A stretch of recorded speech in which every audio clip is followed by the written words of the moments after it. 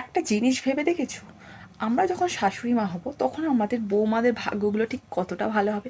মানে আমরা যেরকম জীবন কাটাচ্ছি আর কি, এই শাশুড়ি কিছু বলবে, এই শাশুড়ি এই বলবে, এই শাশুড়ি সবাইতে খুঁত বার করছে, এই করছে, এই কাজ করছি না বলে চিল্লাচ্ছে, এই হ্যানা ত্যানা অনেক কিছু, ঠিক আছে। কিন্তু আমরা যখন শাশুড়ি হব আমরা চাইবো বৌমা তাড়াতাড়ি কাজ বাজ করে নিক, যা হোক করলো করলো, অত বাবা এখন সব ইলেকট্রনিক বেরিয়ে গেছে, সব তাড়াতাড়ি করে হয়ে যাবে।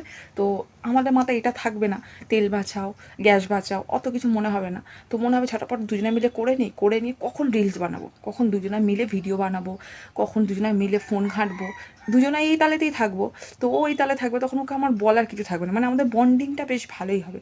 তখন মনে হবে হ্যাঁ, ও বলবে তাড়াতাড়ি কাজ করে ফোন ঘাঁটতে পারলেই বাঁচি, আমিও এটাই চাইবো যে আমারও তাড়াতাড়ি কাজটা বৌমার হয়ে গেলে আমিও একটু ফোন ঘাঁটতে বসতে পারি, একটু দুজনে রিলস বানাতে পারি।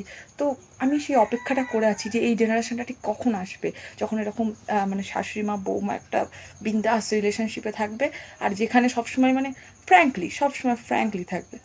খুব ভালো লাগবে এরকম, কখন রিলস বানাবো দুজনে একসাথে।